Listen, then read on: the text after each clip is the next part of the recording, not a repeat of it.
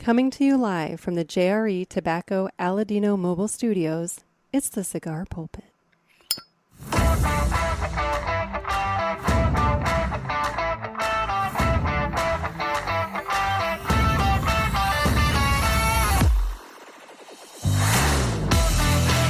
Hello, everybody, and welcome to another sermon from the Cigar Pulpit. I'm the Bishop of the Burn, Nick, and today we are going to be joined by Justin. And Justin went on the Aladino Farm tour. He won this trip at PulpitFest last year, and it's one of those things we've heard from Trey Mack a couple of different times about the Aladino Farm tours. But I thought it would be fun to talk to somebody who win as a visitor, win as somebody who doesn't work for Aladino, and would be able to give us a little bit of insight as to what he learned and what he saw on the trip. So why don't we go ahead and jump right into the interview with Justin, and I will catch you guys on the other side of that. And we are joined today by Justin, who he went on the Aladino Farm tour. Now, you got that at PulpitFest, right? I did. Actually, a good friend of mine got the drawing, but they couldn't go to various circumstances. They handed it off to me, which is good because I'm the one that wanted it most anyway. So look at you, just being lucky, being the lucky guy. Yeah. There you go. Well, that's fantastic. And I'm looking forward to hearing all about your experience. But quite frankly, I want a cigar. So, are you smoking anything? I don't know exactly in my where home you're office. at. I don't smoke inside the house. So There you go. Okay, I was gonna say I didn't know exactly where you were, so I didn't know if you were smoking anything. Well, then I'll go ahead and enjoy a nice Aladino Cameroon for you. I've got the Aladino Cameroon. It's a 5x50 Robusto, featuring a Cameroon wrapper with Corojo binder and filler, and we're going to go ahead and get this guy cut. And the official cut is brought to you by 2guyscigars.com. That's the number 2guyscigars.com.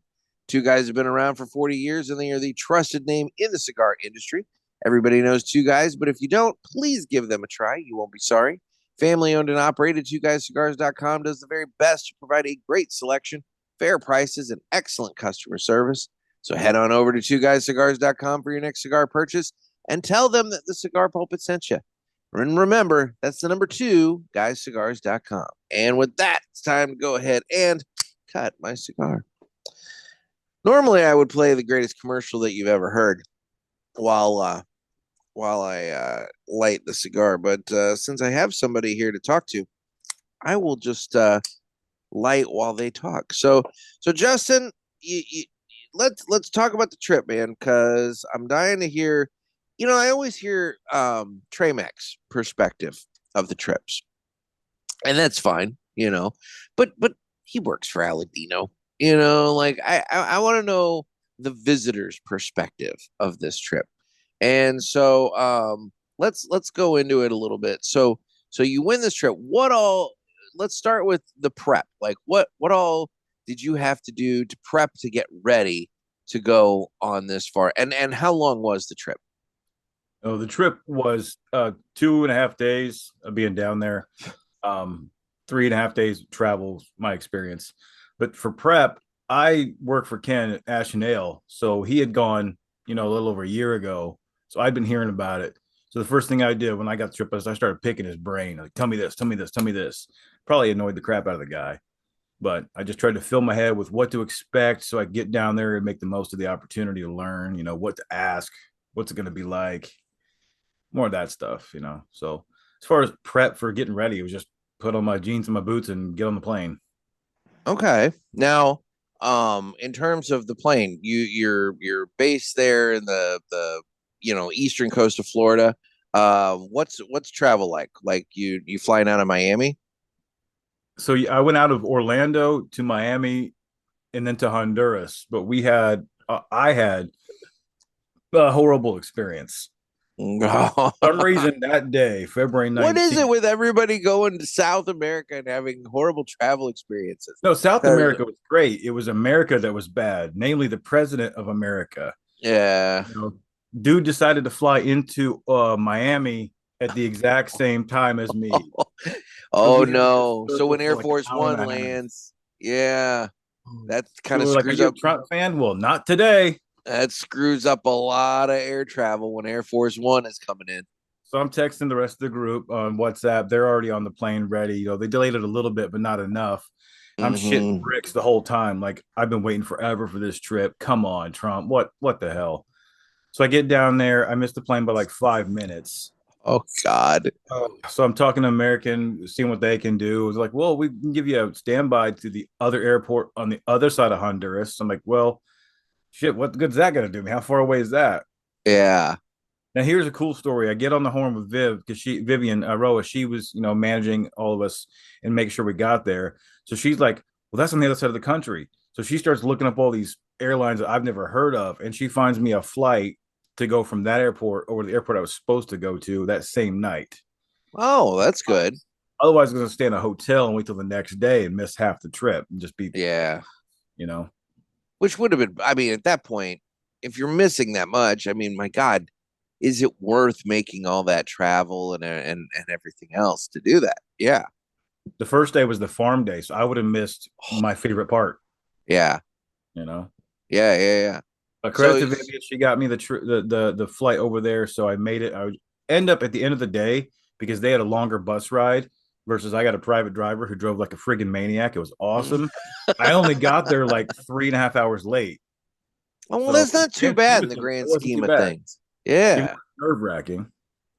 And then Trey Mac standing there when I get off the bus, standing there with a Fuminoche, just, here you go, bro. It's been a day. Oh, my God. So he had some travel issues, as I recall, as well. Going back, he lives an hour from, so we had the exact same flights. That's right. Oh God! So you had trouble going back too. All right. Well, we'll get to that in a bit. I don't know what caused it, but we just got delayed as hell. There was no president stuff at the end. It was just super delayed. Oh my God! So okay, so you finally make it, and so tell me, when you get there, what do you see? What do you see when you get there? First thing I noticed is just the green mountains. You come through the clouds and just the terrain. Now, I live in Florida, which is the flattest state in the union. Flat. We don't have hills. We have nothing. You can't go sledding here, even if there was snow. Yeah. When I get there, I see these mountains and just the beautiful landscapes. I was just in awe. I could have just sat there for 2 days and stared at it, smoking a cigar, and been happy. And then when you get to the house. Oh, you get to the house, you're like, okay, well, you had to drive through a lot of the cities and stuff. So you're seeing, like beautiful countryside, but third world conditions. So you're driving through this dichotomy of experiences. Yeah. I got there pretty late. So you go up and there's the barbed wire fence and the security lets you in. And then you get up to the house and it's just quaint little bunkhouses and it's nice and quiet and rustic. And it was comfortable. It's very nice. Nice. And then obviously we've all seen pictures, poolside, everybody hanging out poolside. Yeah, now that's Julio's house, Julio Eiroa. Okay. So you're staying at his actual house where he lives full time, not just at like a special guest house. Yeah. So our bunk houses are a little down the hill, nice accommodations. You walk, 200 yards, you're at the house, pool. Me and one of the other guys, we were out there at like 5:30 every morning, and they got the housekeeper out there. She's bringing coffee, and they got boxes of cigars set out for you. So we are chilling. Man. Nice. Looking out at the sunset. Oh, man, it's the way to live right there, right? Man. Sitting poolside and got your coffee and your cigars, a beautiful view. No, that sounds wonderful. So let's get into the first day, the farm day. So take me from the moment you wake up until the moment you go to bed. Like what all takes place on the farm day? So every day you get up, you're gonna like have a time where you just gather, have cigars, have coffee, wait for the breakfast to be ready because you all dine in the house and in the dining room. Great experience, great breakfast. We're all just hanging out. And then about 8:30, 9 o'clock, we all jump in the back of the pickup trucks because it was smaller groups than in previous years, which to their credit is much a better experience. I would think so. Yeah, we get in the back of the pickups. There's like 5 of us in each truck, and we just start driving out in the countryside. And Justo Eiroa and Trey Mac and others, they're just telling us all about what's going on. They're pointing out the colors of the soil, showing us all the different stuff. We go to all the fields. We were lucky. We got to see a planting day. So we literally saw everything from from the seed all the way to the harvest. They showed us every single stage, so we got That's very cool. lucky. Yeah, yeah. They're Yeah. showing how small the seeds are, the processes. Like they put 3 seeds into each little container and they make them fight. Basically, they take the strongest one, and they come Yeah. in and flip the leaves to stress them out to try to get them to fight even harder. And they pick the best one of the 3 and plant that. So even from Wow. their commitment to like how good this is going to be is just blowing my mind. Okay. Okay. Now there was a wheel issue or a tire issue. Oh, that was a little bit later. We'd gone through Oh, some of the fields and we're coming back right through this little part of the village to get to another section where I think the dry barns are and whatnot. yeah. Anyway, something just boom, blast this wheel out. This little lady on a scooter had just passed the truck in front of us, which is the one that blew out. I Yeah. thought something shot out and was going to knock her off, but it barely missed her. She kept going. Okay. It was flat immediately. We're like, okay, what do we do? Well, apparently Honduran AAA is amazingly fast. And by Honduran AAA, I mean Armando, Alejandro, and Arturito showed up in another truck in about 14 seconds and switched this wheel out. It was crazy. All right. Well, that's good because American AAA could definitely learn a lesson from that. Yeah. Well, that's fun. So you're out in the fields and they're showing you all this stuff. Like, what you kind of touched on it, but like, what's your takeaway from that? Like, what did you learn something you didn't know before? Or, I mean, obviously the fighting, the plants, kind of fighting to pick the best one, but when you're out in the fields, like, what are you learning? What are you seeing? Well, I mean, the basics of cigars in your mind academically. Right? You've seen the pictures, read the books, watched the videos.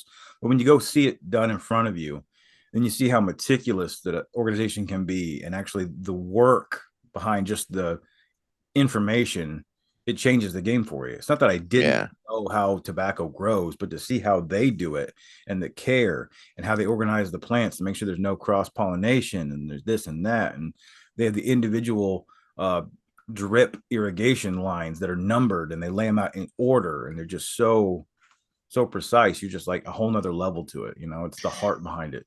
Well, and Justo, I mean, he's a farmer.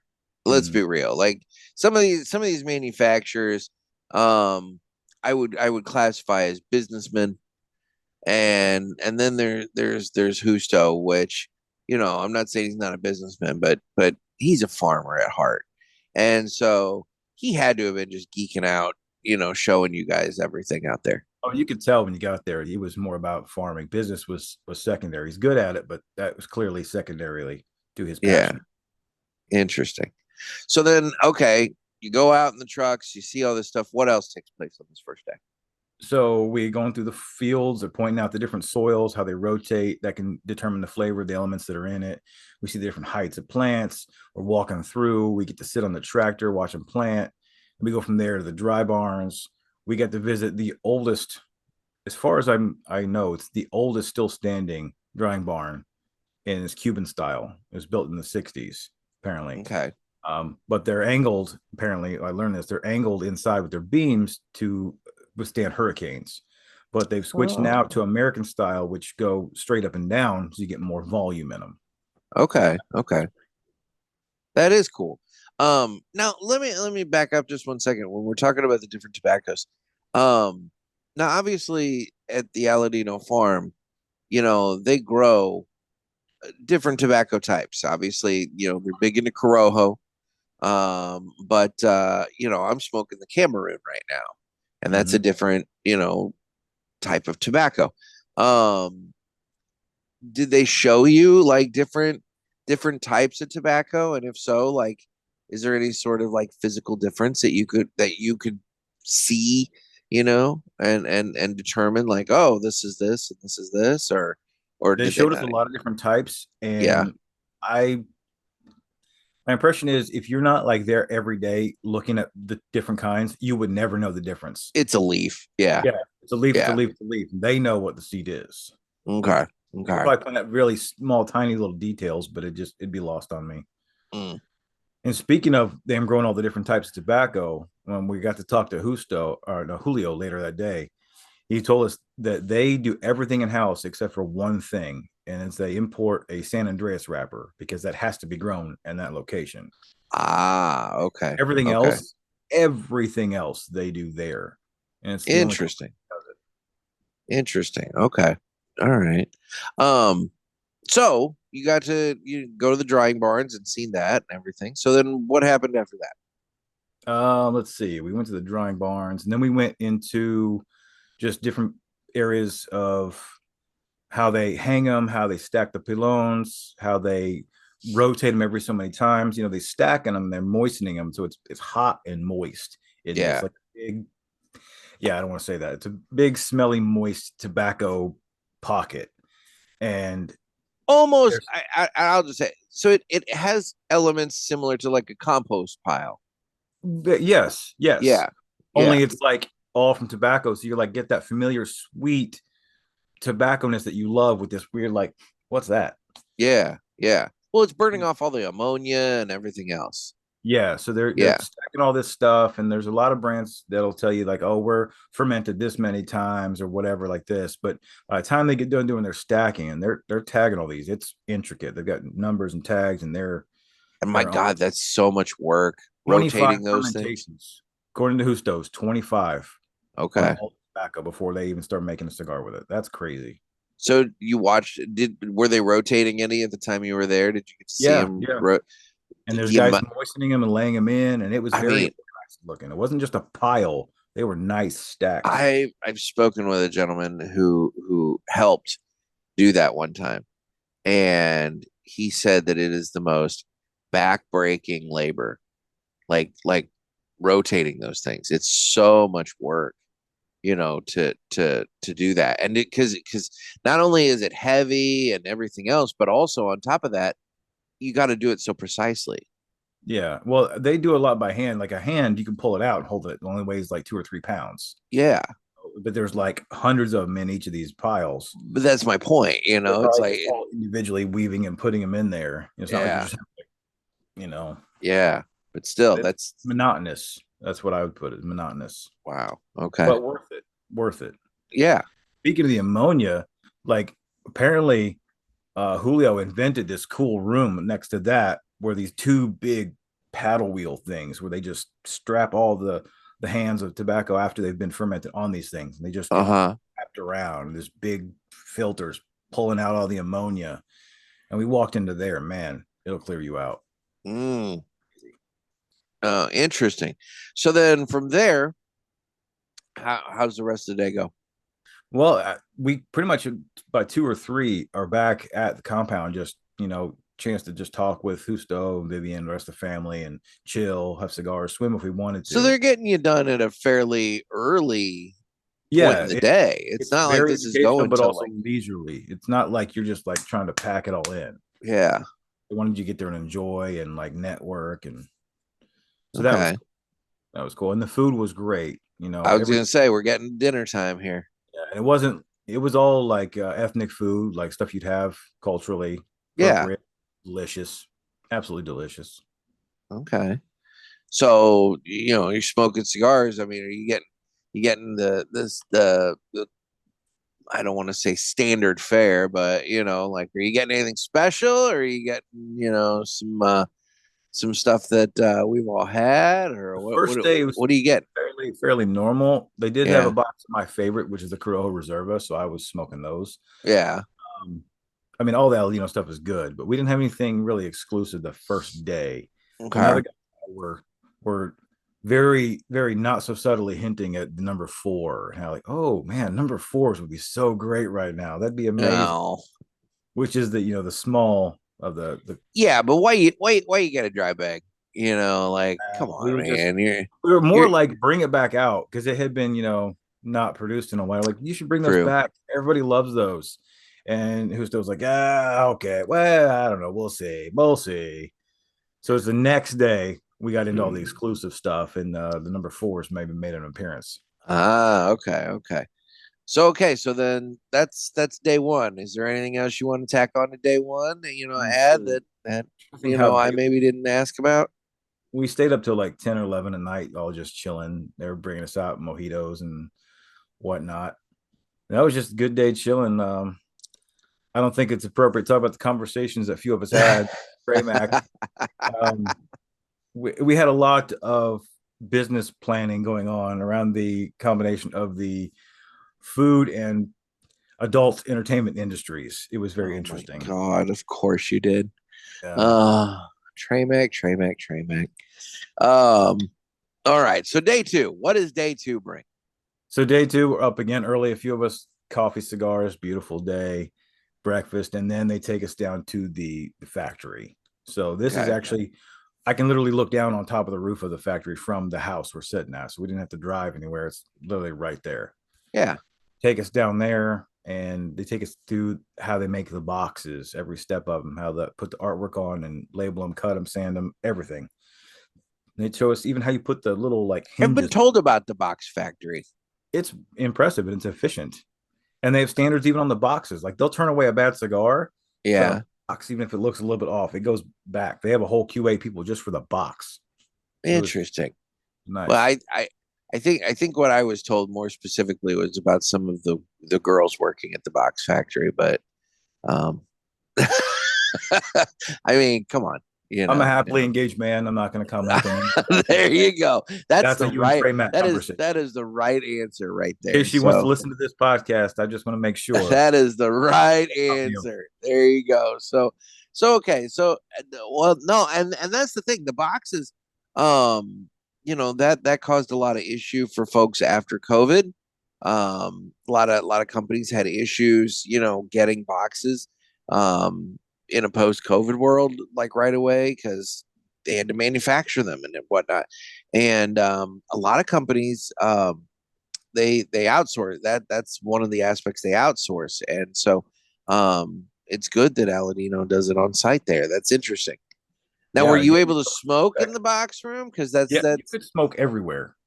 Like okay. My American brain, how we don't smoke in a lot of places. I'm like, okay, is it like, no, people are like doing their work with a cigar, unless it's flammable. They've got like a oil-based paint or something that could blow up. They're not smoking. But other than that, we just carried cigars everywhere. Interesting. Okay. So you got to see the box room. Oh yeah. And then we got to see what was next. They had the boxes. We got to see the rollers at the end. That was the last thing we did. Okay. In the middle, after the boxes, we went and we actually got to talk to Julio in his office for a couple of hours. Wow. That was awesome. Like this dude is the godfather of cigars. Yeah, that's a once in a lifetime kind of thing right there. Right. That dude is a genius. And that farm is so meticulous and so committed to quality. And they do all those steps in house largely because he will not waver on certain things. He's like, no, I want it done that way. Yeah, but that takes more effort, but I want it done that way. Yeah. Man, and he's just funny. He's just telling us about Cuba and all the stuff that happened in Bay of Pigs and how he came over and how Honduras is the closest match to Cuban soil. And that's why they picked that place. So it was just incredible. Interesting. Yeah. And then, now it's my impression that he's probably sitting around just trying blends and stuff like all the time. He's just sitting around constantly smoking something new, something different. Is that the case, or does he have some favorites that maybe he's trying smoking too? I mean, yeah, he's trying different blends. They were really putting the finishing touches on the 85th. That's obviously coming out here real quick, and then a few more. So they had it targeted. He wasn't just like experimenting. They've got, I don't want to say too much, but there's the 85th, which Justo's now unveiled online, and then there are some other cigars, the Camp Aladino, we'll call them. Okay.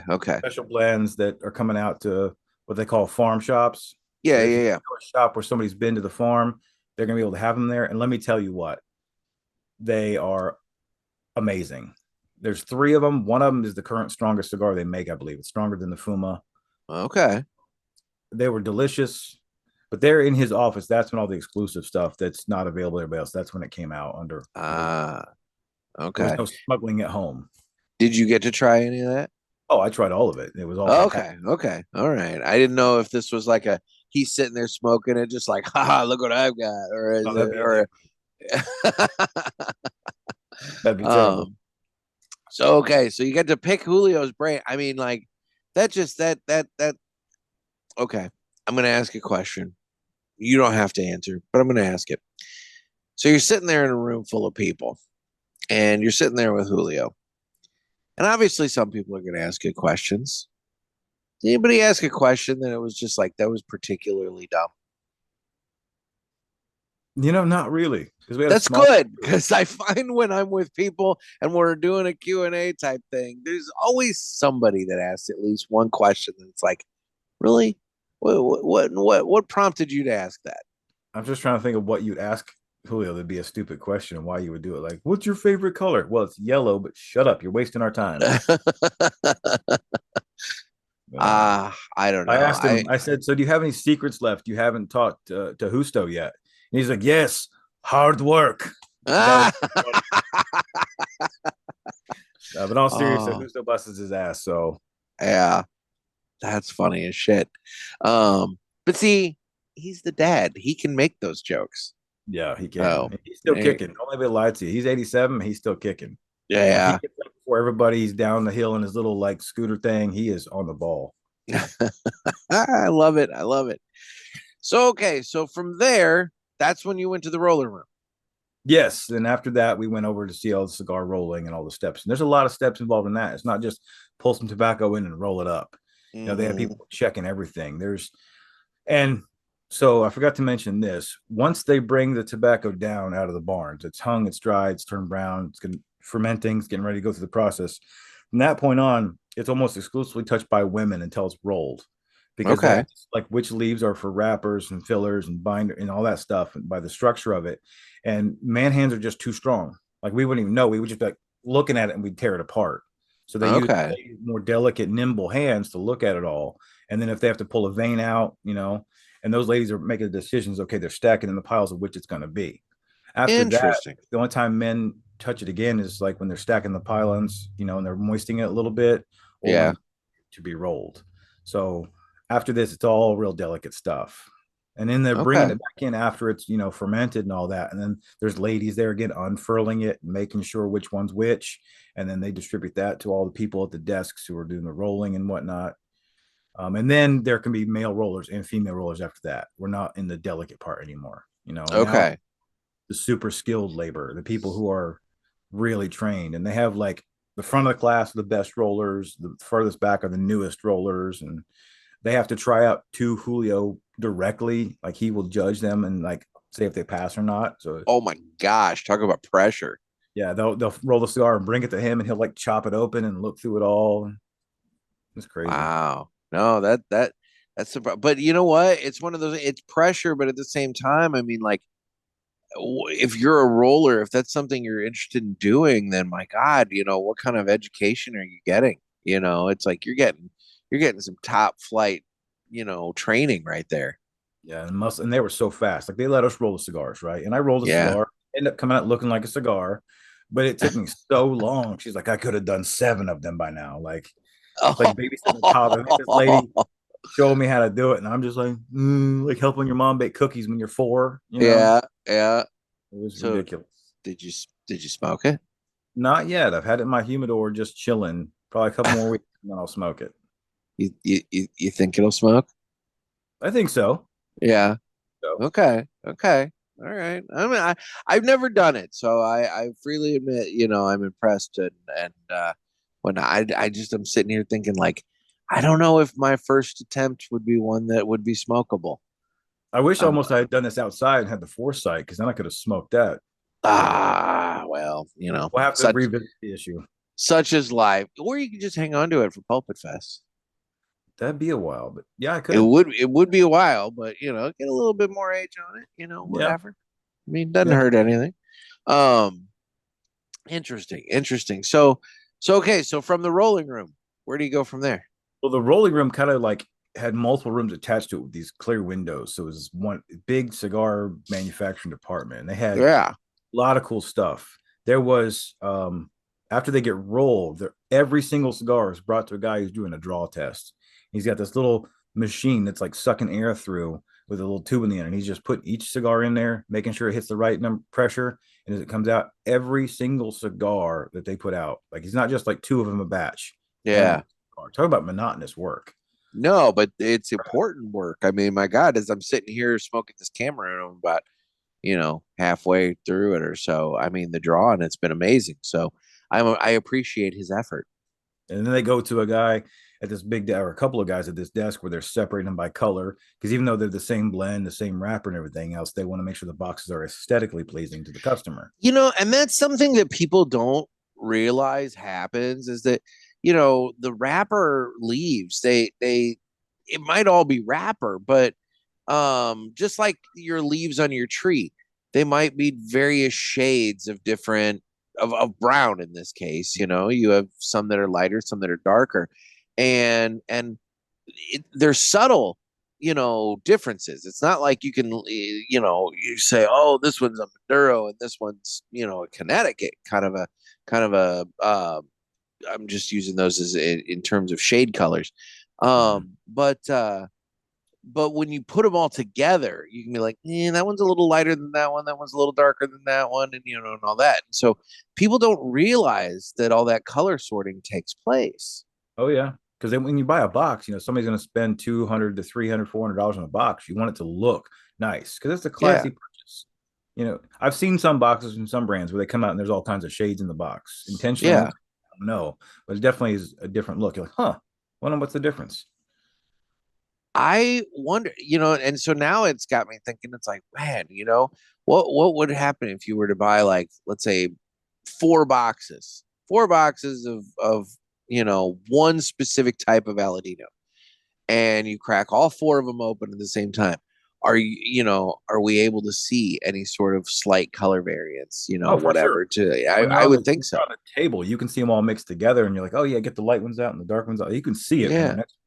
But it's all the same cigar, and it's not like it tastes any different or anything like that. It's all the same cigar. It's just slight color variance. Yeah, interesting. Attached to that, we learned that before that step, there's a lot of companies to do what they call painting, and to Julio, it's a form of cheating, which they take some of the crappier pieces of leaves, or whatever, and they'll soak it in big buckets of water. Yeah, they'll take the leaves that are lighter or not as colored and dip that in there to get some more color on it, let it dry. And some, I don't know what companies, I've heard that they use a little bit of food coloring, like a little reddish or greenish tint. Okay.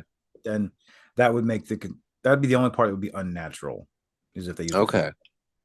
Interesting. But they don't. But Aladino doesn't do either process, either from soaking other leaves or food coloring whatsoever. He was like, no, it's cheating. I never do it. I was like, okay. Well, fine. Okay. So then from there, where do you go? This is day 2. The rolling was pretty much the end. I mean, we rolled our cigar and then we sat and chilled for a little bit more with Julio and Justo, and before we head back to the house. Okay. I mean, they pack in from about 9 a.m. to 3 p.m. is when all your learning and experiences happen. And after that, it's just talking and enjoying the cigars. The second day, Justo came and like pretty much spent the whole afternoon with us afterwards. Just he laid in the hammock and we sat around drinking and talking, and it was nice. It was very nice. Yeah. We just chilled out dinner time. And then dinner time comes around. Yeah. And then the final night, they had like a dance. Apparently they've done it for all the groups. They bring in like a Honduran dance troupe who do like, traditional stuff, so we can experience some culture as well. That was important. And I listened to the video when you did with Trey Mack about his trip down there, and he was talking about a certain video that got sent to a certain Mr. Jonathan. Yes, I did not send this video to Mr. Jonathan, but I may or may not have recorded this video. So you didn't send it to Mr. Jonathan? I'm not the one who sent it. I just recorded it because it was hilarious. Have you seen it? No, I haven't seen it. Oh my gosh, you almost might want to include it in this video. It's hilarious. Well, send it to me, and I can include it. He's up on this tree on this little wall because he's filming the whole dance crew and stuff, and he's just oh, it was so funny. It was just straight up happiness, but also just silliness. Send it to me. I'll include it. I'll include it. I'll send it to you. So Trey Mack, if you're watching, I'm sorry, but that was just pure joy. It has to happen. Yeah. So it's really just a solid, 2 full days. Yeah. And then after that, the next day. Next morning, we're up at 4 a.m, heading back to, Tegucigalpa. And now you were talking about exclusive cigars, though. Yeah. That's where. So that was in Julio's office is when you were talking about. Okay, I didn't know if you were talking about it for that evening. If like some of the exclusives came the out. stuff that hasn't come out, we had with Julio in his office. Okay. And later that evening, we had apparently convinced Husto enough that he brought out some number 4s for us. Yeah, that was quite nice. So thank you. There you go. That was delicious. There you go. Like So if you had to say ballpark, I don't know if you counted, how many cigars you think you put down over the course of this trip? At least 16, probably 20, 22. That's a heavy amount of smoking during that. I was not having a cigar. It was hardly never. I think it's just when I was sleeping. Yeah. Now, are you smoking like what is when people are smoking down there? Are they smoking like Robustos? They smoking Coronas? Like what size would you say? Like there was a couple. I can't imagine they're sitting around smoking like Tortos and Gordos. You know, mostly Robustos. There was a classic Gordo he had a box of. There was a box of the vintage Lanceros, the Elegantes. Yeah. Various sizes they had there. There was the vintage Rothschilds, the small ones. They had an eclectic. Well, the Rothschild is Julio's favorite size, if I recall correctly. Yes. Yeah. Okay. Very cool. They had a nice selection. Okay. And then so then the next day you get up and it's time to head back to the airport. Yeah. Justo and Vivian are like basically down there at the bunkhouse. It's 4:30 in the morning. They're waiting to greet you, hugging everybody by. You get in the van and you start driving. It is no nonsense. You know, the sun is not even up yet, not gonna be up for a couple more hours, and you're getting the hell out of Dodge. That's what, 5 hour drive to the airport? Drive from a bus all the way to Comiagua, and their traffic is crazy weird. Yeah. So slow going, a lot of hills, a lot of twisting and turning, which made it kind of hard to sleep on the bus. Oh yeah. But it was all right. It was definitely better than my experience coming down. Well, so far, but then you get to the airport. Yeah, because the airports I came into were these tiny little puddle jumper airports with they closed all the shops, quote unquote, at like 5:00 p.m. And there wasn't shit in there. I mean, it was just dirty. The bathrooms were outside and these little like a step up from being an outhouse. It was just ugh. Going back though into the big airport, at least that was, it had Dunkin' Donuts in it. It had like the shops. It felt like an actual airport. Okay. That was better.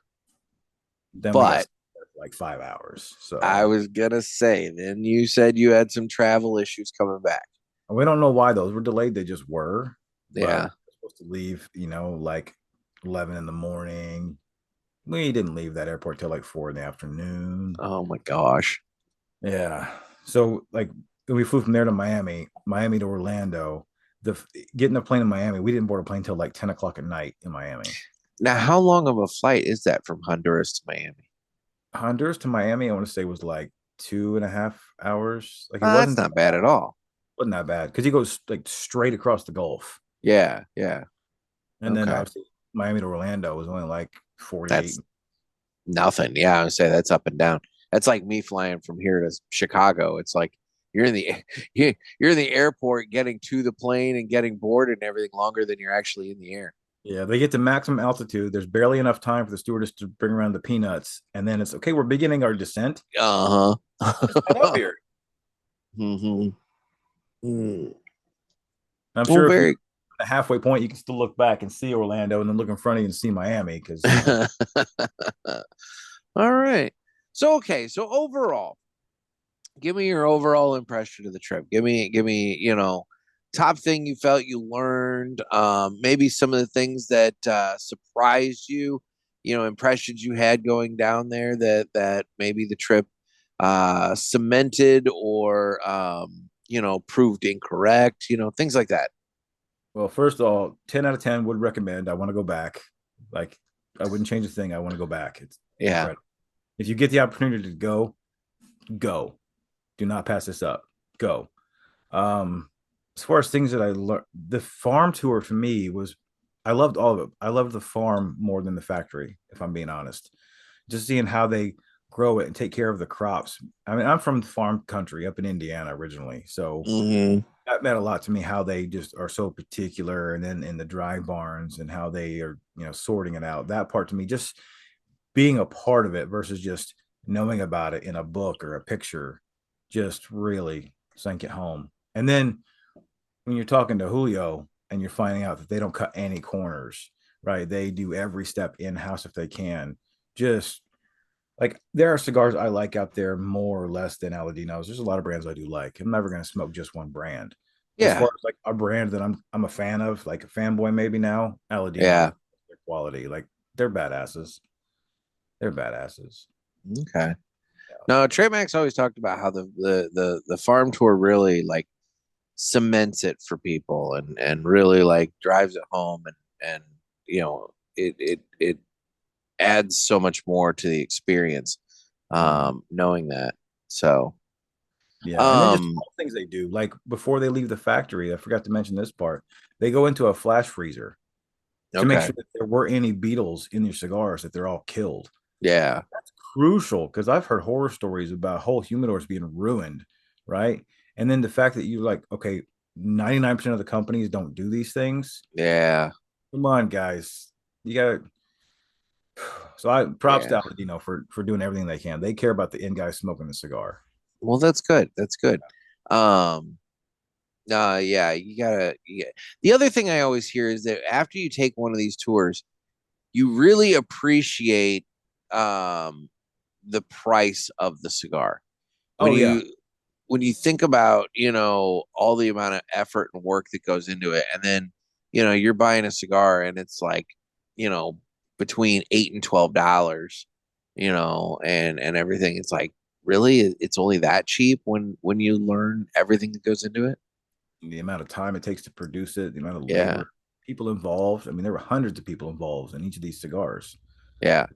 But I gladly pay that Corojo Reserva price now, especially knowing that. Like $17, here you go, sir. There you go. There you go. So, well, that's awesome. I'm so glad you got to go. I'm so glad you enjoyed it. And I'm sure it's not just an experience that you appreciate, but what's nice is that since you do work at the Ash and Ale, this is something you can impart knowledge to the customers about. You can tell them like, I was there, I saw this and this and this and this. Yeah, absolutely. That's what it's all about. I'm going to open my own lounge eventually one day in the future. It's my retirement goals. Yeah. I'm just trying to like absorb all the information I can. Very cool. Very cool. Great. Thank you again to the Eiroa family for the invitation. Much appreciated.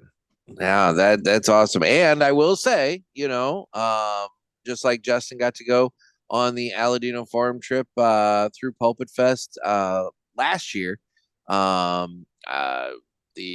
attendees at PulpitFest this year, that'll also be a trip that's up and available for winning. Having spoken to Trey Mac, I'm sorry. Get your passport. I was gonna say, have your passport ready, because not only it's like as was revealed in the latest episode that I did with Renee. He Villiger is kindly putting up a trip to the Puro Sabor Cigar Festival in Nicaragua again, and Aladino is giving away a farm trip again. So if you're attending Pulpit Fest, have that passport ready, because beginning of 2026, man, there's going to be some travel on deck and ready to go. So you're going to want, if you want to be one of the ones making the trip, you got to be prepped and ready and prepared to do so. So it'll be a good time. So, well, Lau, let's go ahead and do this. Maybe. It's time for the Villiger Cigars Entertainment Report. Brought to you by Villiger. Villiger Cigars, one of the leading cigar and cigarello manufacturers in the world, founded in 1888 and still family owned and operated. Head over to VilligerCigars.com and check the store locator to find a shop near you that carries them. We guarantee that Villiger Cigars will be a wonderful addition to your humidor and cigar rotation. So, I have recorded a number of episodes in a very short period of time, and so I pretty much have very little to add to this segment. But you're a new person, and you have new interests and things to bring to the table here. So, what have you been entertained by lately? This is TV shows, movies, books, podcasts. Whatever. What have you been entertained by lately? The most recent show, which just came out with its third, and might be the final season. I hope not, but I think it was, is Reacher on Amazon. Okay. Have you watched this? I have not. It's on my list. Man, It is on my list to watch. Just flip and do it. Alan Ritchson is so much better than Tom Cruise as Jack. Yeah. See, I didn't watch that movie either because I did know enough about the character, and I heard from a number of people. They're like, Tom Cruise is not Reacher. That it's like he's just too small. He's just not the guy. So I didn't bother with the movie. It was amazing. So yeah, there's 3 seasons out. The third season literally dropped its last episode last week. So I finished that up. Fantastic. Alan Ritchson does amazing. I don't know about his personal politics. It might be like Liam Neeson's, where he's a badass on screen, but then doesn't like guns off screen. Yeah. But as far he's got the presence, man. The action, the storytelling, just really good. You should watch it on Amazon Prime Video. All right.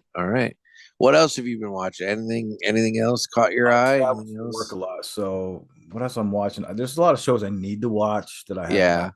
I've been playing games on my computer. I'm an old school gaming junkie. So all right. Well, what do you play? You're entertained by games too. I mean, this is something private servers haven't really like 2004, like OG stuff. Really? Those people in Europe have come up with their own version of it. It's online for private. They've changed it up so it's different. Their own version of the story. So I've been, just kicking back with that. Okay. God, I'm trying to think. I remember. So 2004.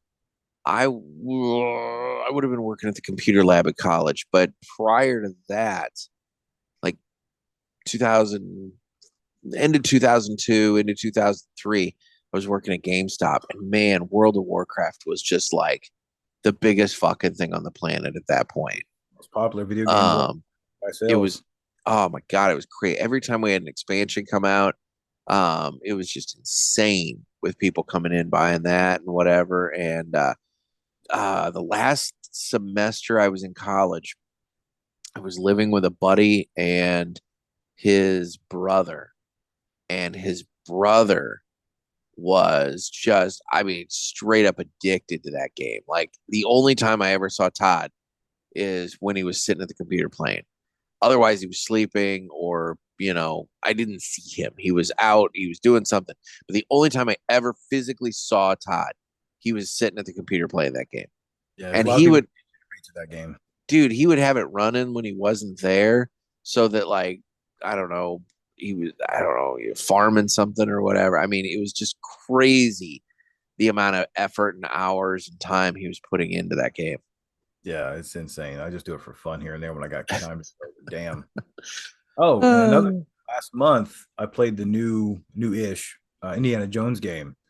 Xbox. It's coming to PS5 soon, I believe. It's Indiana Jones and the Great Circle, and they recreated like old OG Harrison Ford Indy voice, look, everything. They did it. Yeah. The story was better than the last 2 movies put together, which is not hard. But yeah, it was. I never saw what is it, Dial of Destiny? It was interesting enough, but the supporting characters were so bad. Yeah. Like the female, and then the new little kid, like the different cultural version of Short Round. It just was so tropey. Like just leave grumpy old alone. Short Round. Yeah. That's the thing. Temple of Doom. People rip on Temple of Doom, but I always say Temple of Doom. The thing that made Temple of Doom good is the fact that it made it okay to call little Asian kids Short Round. Yeah. I don't think that's actually culturally appropriate, but whatever, So, but culturally appropriate. They're the past, You just put them in the past. I'm not going to say them now, but precisely. Well, no, and what's funny is, oh God, that actor, and I'm blank. I don't know his name, and I should know his name, but the gentleman who played Short Round in Temple. Oh yeah, he just had his own action movie recently. I can't remember the name of it. Yeah, and he's like a realtor, but like somehow he's also like a sleeper badass agent, super badass. Yeah, Well, he saw Harrison Ford at an event, and he wanted to say hi, and he wasn't sure that Harrison Ford would recognize him because I mean, my God, the last time he saw him was when he was a dinky little kid, and he walked up to him, and he said hello, and apparently for the way he tells the story, he said Harrison got that gruff, kind of look on his face that he gets, that kind of like, oh my God, I'm gonna kick your ass and I'm disgusted by you. And he just goes, short round. And he's like, yes, Indy. And they had a big hug and they took these pictures and it was just the nicest moment, and That's but awesome. like he's telling this story and he's almost tearing up telling the story. And I'm like, oh, that's so sweet. I like that so much. Nice. So anyway, Nice. And good but for him. He played a pretty decent role in Loki, which I don't know if you he watched Loki. did, and I think he was telling this story about Harrison Ford um, in the post interview period after the Oscars when he won. I think he won what Best Supporting Actor for that Everything and Everywhere Always at Oh Once or yeah, yeah. something like that. I think he won. He won an Oscar, and so I mean, for a guy who was real big in the '80s as a kid Hmm. seemingly took a big break. I don't think he took a break as much as he was just behind the camera. And then now, that he's older, he's coming back out and doing more stuff again. Uh, yeah, he's doing some really, really cool stuff. Yeah, yes, he's got that unique voice where like you look at him Yeah. and he's like a 50-year-old man, but you still hear Data from the Goonies. Well, and that's the other thing I was just about to say is like when you look at the cast of the Goonies, um, some of those kids did all right. Some of Yeah, them, some of them, life really hit them upside the face pretty hard. You yeah, know, I yeah. mean, Corey Feldman definitely being one that He thinks he's doing all right. He's eccentric, but you gotta love life. it. Bad things happen to him, and if his brain, I that's where he was had to go to like protect himself, and do you life. fight Michael Life Jackson? dealt him a bad hand, and Yeah, between uh, all the allegations that he's made about abuse and everything like that in Hollywood, and the fact that nobody listened to him. I think that's the really shitty thing with Corey Feldman is that nobody listened to him, and he was saying for years and years and years that this shit's going on, and it's only been in the last, let's say, God, I'd say decade, but realistically, it's probably only been in the last 5 or 6 years that people actually started realizing, holy shit, Corey Feldman actually was being truthful about stuff. But at this point, it's too late. You yeah. know, they It everybody took the Harvey Weinstein and then the Nickelodeon scandals to come out for people to really say, "Oh wait, maybe this is systemic." yeah, and but by this point, they've dismissed Corey Feldman so much that now he's bitter about that whole situation. But you know what? On the flip side, you just pointed out he seems to be doing his own thing. Granted, it's weird. His music and is look, to each their own. It's not my cup of tea. Yeah.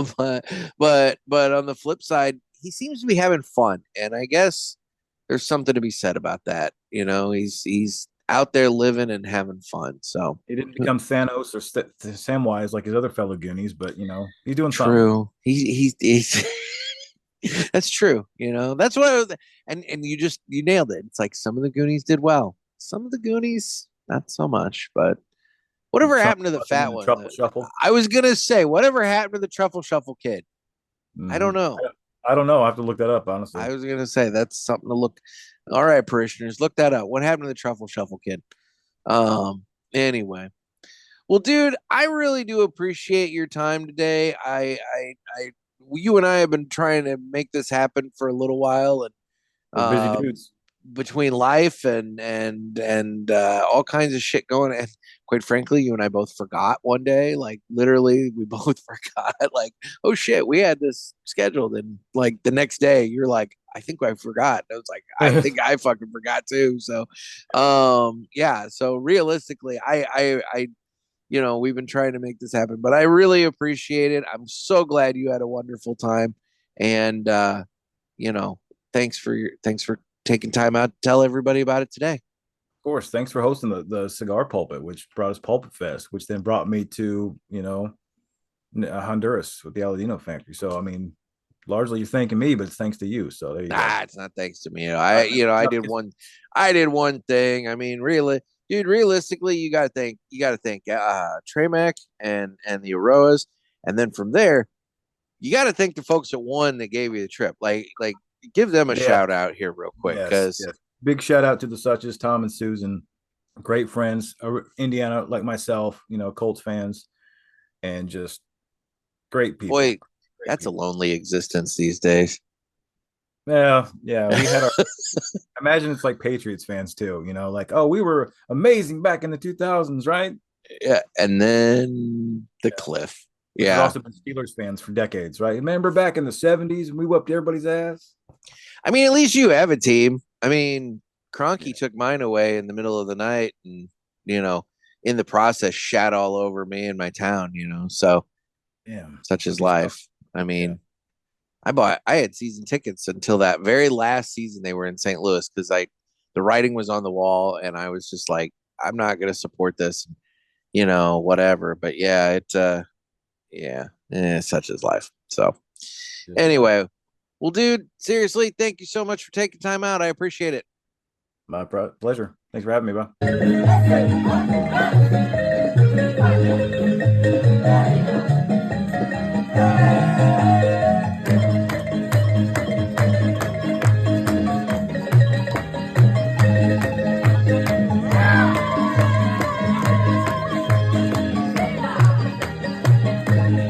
And I really want to thank Justin for taking time out of his day to talk to us all about his trip. Like I said in the interview, we have been going back and forth trying to get this thing scheduled out and everything. So, and a lot of it's been on me, with various things that have gone on. Obviously, being sick, we were going to record during that, and that didn't happen. So, I want to thank Justin for being super patient and bearing with me and everything. So it's good that we got this done and got it in. So thank you, Justin, for taking time out. So now let's go ahead and do this. It's time to fly high with Blackbird Cigars. Blackbird Cigars offers you remarkable quality using the most delicate and finest tobacco to always ensure that you're receiving unsurpassed cigars. Blackbird Cigars strives to give you undoubted repeating flavor for every cigar you smoke and impressive quality so that you can always expect greatness. Check out their website for a full list of stores carrying Blackbird Cigars and give them a test flight. Blackbird Cigars, can't clip our wings. And today we're going to talk about Elijah Stacy. He's a young guy from California, and Elijah was diagnosed with I'm hopefully don't butcher this. Duchenne muscular dystrophy. It's a severe genetic disorder that gradually breaks down muscles. It's terminal, and most kids with it don't live past their 20s. But instead of just focusing on his own struggles, Elijah started a nonprofit when he was just 15 years old called Destroy Duchenne. His goal was to raise awareness and fund research for a cure, not just for himself, but for everybody dealing with the disease. And despite being in a wheelchair and dealing with pain most of us can't imagine, he's gone on to speak publicly, testify before Congress, and push biotech companies to accelerate gene editing treatments. He even wrote a book called A Small If, based on something a doctor once told him, quote, "If you could get stronger, even just a small if, this could change your whole future." He's literally trying to save other people while facing a ticking clock on his own life. So be like Elijah Stacy and Blackbird Cigars, and don't let anybody clip your wings. So guys, in terms of the socials, I am available on Instagram at the Cigar Pulpit. I am on Facebook, where we have the Pulpit Parishioners group. I'm on Twitter/X. You can watch us on Rumble and YouTube. And if you have Spotify and you use Spotify to listen to this, I do Spotify video as well. Get your calls in for the Ask the Pulpit episodes. You can call the hotline at area code 863-874-0000. And, get those calls in, because otherwise I can't do those episodes. And those are really good for when I just don't have a solo show in me, but I need somebody to talk to. Otherwise, this episode's going to hit as I'm traveling back from PCA. So the next episode up, you are going to hear all about PCA 2025. You're going to hear everything that I learned, encountered, dealt with at PCA, and we're going to have a full PCA recap on Friday's show. Until then, this has been another sermon from the Cigar Pulpit. I'm Nick. Stay safe and stay smoky.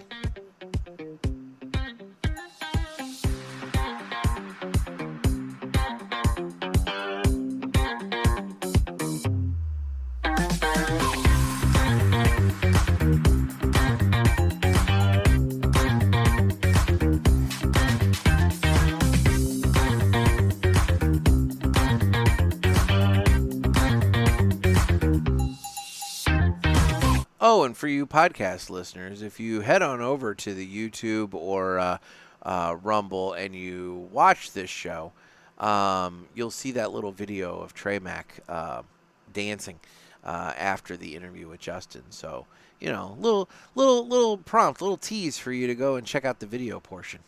Later, guys.